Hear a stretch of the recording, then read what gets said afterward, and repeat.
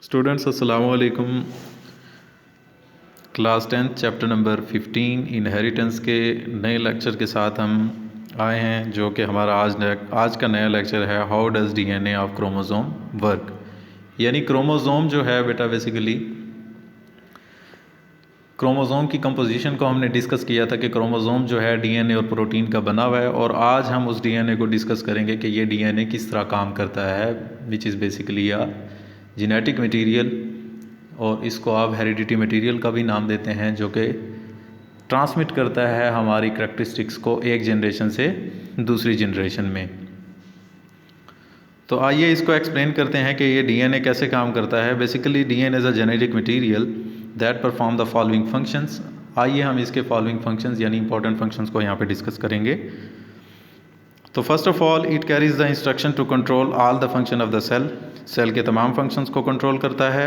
Second इसका function है बेटा, it also gives instruction for the synthesis of protein, और प्रोटीन की सिंथेसिस को भी कंट्रोल करना इसी का काम होता है, जो कि हमारी बॉडी में डिफरेंट इंपॉर्टेंट रोल प्ले करती है, structural as well as functional role भी प्रोटीन के हम यहाँ पे डिस्कस करेंगे।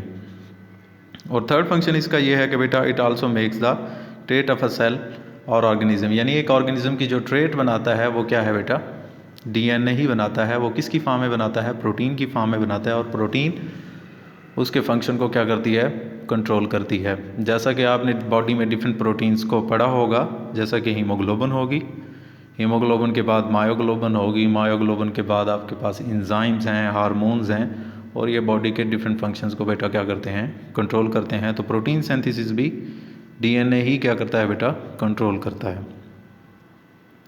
यहाँ पे डायग्राम में भी दिखाया गया कि एक ह्यूमन डीएनए यानी ह्यूमन सेल है। सेल से आपने उसके न्यूक्लियस से क्रोमोसोम को क्या किया, सेपरेट किया। क्रोमोसोम के बाद आपने डीएनए को सेपरेट किया, जो कि डबल स्टैंडर्ड था। और डीएनए में जो स्मॉल पार्ट थे वो क्या थे बेटा, जीन्स थे, और जीन्स ही हमारी ट्रेट्स को क्या करते हैं बेटा, कंट्रोल करते हैं। तो हम स्पेसिफिक जीन जो है, यानी हर ट्रेट को पेयर ऑफ जीन जो है वो बेटा क्या करता है, कंट्रोल करता है। किसकी फॉर्म में, कि स्पेसिफिक अमीनो एसिड हम बाइंड करते जाएंगे थ्रू द पेप्टाइड बॉन्ड, और एक पॉलीपेप्टाइड चेन बनेगी जो कि प्रोटीन की फॉर्म में होगी, और वो प्रोटीन हमारी बॉडी के फंक्शन को क्या करेगी बेटा, कंट्रोल करेगी। तो यहाँ पे जीन इन द डीएनए या डायग्राम में भी दिखाया गया, उस जीन से आपने एक स्पेसिफिक प्रोटीन बना लेनी है, और स्पेसिफिक प्रोटीन जो है वो हमारे स्पेसिफिक करैक्टर को कंट्रोल करेगी। तो यहाँ पे शो भी कराया गया है कि नॉर्मल पिगमेंटेशन और एबनॉर्मल पिगमेंटेशन, जो कि हमने अपने लेक्चर में आगे जाके एल्बिनिज़म को डिस्कस करना है। और albinism is a recessive disorder in which normal body pigment are absent. तो यहाँ पे एक दिखाया गया है कि नॉर्मल पिगमेंटेशन भी है और एबनॉर्मल पिगमेंटेशन भी है। तो ये दो करैक्टरिस्टिक्स जो हैं वो यहाँ पे डिस्क्राइब की गई हैं। तो फर्दर हम एल्बिनिज़म को आगे एक्सप्लेन करेंगे। तो रोल ऑफ प्रोटीन को यहाँ पे डिस्कस करेंगे। प्रोटीन परफॉर्म डिफरेंट फंक्शन, सम परफॉर्म स्ट्रक्चरल रोल, जैसा कि केराटिन प्रोटीन जो कि हमारे नेल्स और हेयर्स में पाई जाती है, और other act as a enzyme that control the all biochemical reaction of the cell. और इंजाइम्स जो हैं बेटा बेसिकली ग्लोबुलर प्रोटीन होते हैं that catalyse the chemical reaction, and these are the biological catalyst.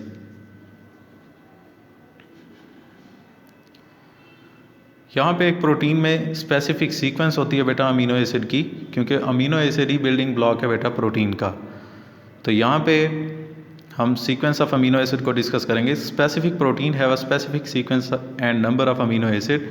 अब डिफरेंट सीक्वेंस होगी और different number of amino acid होंगे, किसी में 10, किसी में 12, किसी में 13। तो हर स्ट्रक्चर ऑफ प्रोटीन के लिए अमीनो एसिड की सीक्वेंस भी डिफरेंट होगी, और उनके नंबर भी क्या होंगे बेटा, डिफरेंट होंगे। Sequence of amino acid is controlled by specific sequence of nucleotide in the DNA. तो प्रोटीन सिंथेसिस कैसे होगी, प्रोटीन सिंथेसिस के लिए बेटा यहाँ पे हम दो प्रोसेसेस को डिस्कस करेंगे। जो कि डीएनए कंट्रोल करता है। यहाँ पे हम प्रोटीन सिंथेसिस जो है वो 2 स्टेप्स में कंप्लीट होगी, ट्रांसक्रिप्शन और ट्रांसलेशन। फर्स्ट ऑफ ऑल बेटा ट्रांसक्रिप्शन को डिस्कस करेंगे। ट्रांसक्रिप्शन बेटा एक ऐसा प्रोसेस है जिसमें एक डबल स्टैंडर्ड डीएनए जो है वो सिंगल स्टैंडर्ड मैसेंजर आरएनए में कन्वर्ट हो जाता है, यानी डीएनए की जो इन्फॉर्मेशन है वो मैसेंजर आरएनए में चली जाती है और मैसेंजर आरएनए जो है इस इन्फॉर्मेशन को राइबोसोमल आरएनए के पास लेके जाएगा। और राइबोसोमल आरएनए कहाँ पे मौजूद होता है बेटा? न्यूक्लियोलस में मौजूद होता है। तो राइबोसोमल आरएनए एक पर्टिकुलर प्रोटीन बना देगा जिस प्रोसेस को आप ट्रांसलेशन का नाम देंगे, और इसको आप central dogma of molecular biology भी कहते हैं कि एक डीएनए का आरएनए में कन्वर्ट होना ट्रांसक्रिप्शन कहलाता है और उस आरएनए का प्रोटीन बनाना क्या कहलाता है बेटा? ट्रांसलेशन कहलाता है। तो देखें ट्रांसक्रिप्शन क्या है? It is a process in which a specific sequence of DNA nucleotide, यानी डीएनए में मौजूद जो इन्फॉर्मेशन थी वो आपने ट्रांसफ़र कर दी किसको बेटा? मैसेंजर आरएनए को, और इस प्रोसेस को आपने किसका नाम दिया? ट्रांसक्रिप्शन का नाम दिया। कि देखें डबल स्टैंडर्ड डीएनए था, वो कन्वर्ट हो गया सिंगल स्टैंडर्ड मैसेंजर आरएनए में, यानी अपनी इन्फॉर्मेशन किसके पास चलेगी? मैसेज की फॉर्म में मैसेंजर आरएनए के पास। मैसेंजर आरएनए उस इन्फॉर्मेशन को लेके गया राइबोसोमल आरएनए के पास। राइबोसोमल आरएनए ने स्पेसिफिक इन्फॉर्मेशन को कोड किया और स्पेसिफिक अमीनो एसिड जो है पेप्टाइड बॉन्ड के थ्रू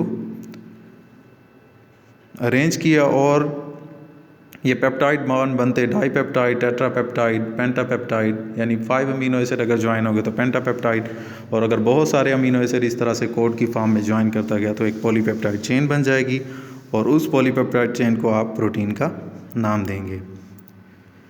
अब ट्रांसलेशन क्या है? मैंने आपको बताया कि the messenger RNA carry sequence of its nucleotide to ribosome. Ribosome के पास लेके जाएगा। The ribosome read the sequence, उस सीक्वेंस को रीड करेगा and join the specific amino acid according to it, उसके मुताबिक स्पेसिफिक सीक्वेंस यानी स्पेसिफिक अमीनो एसिड ज्वाइन कर देगा to form a protein. This is called translation. तो देखें कि ये एक सेल है, सेल का न्यूक्लियस है, न्यूक्लियस के अंदर डीएनए है, डबल स्टैंडर्ड है, उसको कन्वर्ट कर दिया गया ट्रांसक्रिप्शन के प्रोसेस के थ्रू मैसेंजर आरएनए में।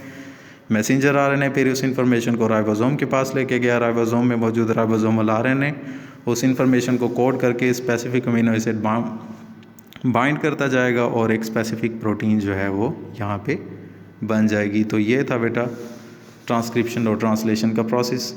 नेक्स्ट लेक्चर के साथ हम फर्दर जो है जीन को एक्सप्लेन करेंगे कि वो किस तरह से ट्रेट बनाने में और ट्रेट को कंट्रोल करने में हेल्प करता है।